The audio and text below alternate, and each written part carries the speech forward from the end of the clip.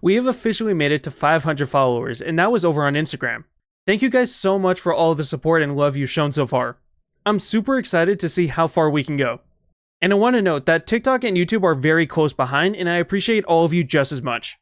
Now, with the completion of the first major milestone comes the very first reward, or really the punishment I set for myself, in that now I have to watch the infamous anime Conception and give my full review. This also means I can now show off the next milestone, which will unlock once one of my pages hits 1,000 followers. At that point, I will have to watch the even more infamous anime X-Arm, and similarly give a full review. But that's enough of my rambling. So I guess the only thing left to do now is actually watch Conception. So I'll be right back. Why did she open with a terrible pregnancy joke? Being isekai is less weird than a pregnancy? Why did she Google pregnancy symptoms instead of the symptoms? Why is the camera still aimed at his crotch? Was I given homework to figure out how things work on their website? Why is he so good with a sword? Is this guy always horny? Why is he still chained up when he agreed to do the ritual? How hard is it to remove a strap? Did she just jostle the cuffs off without the key? And that was just episode 1. By episode 3, it was getting to the point of being so bad it was funny. And it was at this point I realized this was actually a parody anime. I mean, who wouldn't look at a show rated 4.57 and not assume it was terrible? With that said though, and let me explain myself before you judge me too harshly, this was actually a surprisingly good parody. I've never seen an anime impressively rage bait the audience as much as this. Every chance they could, they did. MC has to get a bunch of women pregnant? No, he doesn't.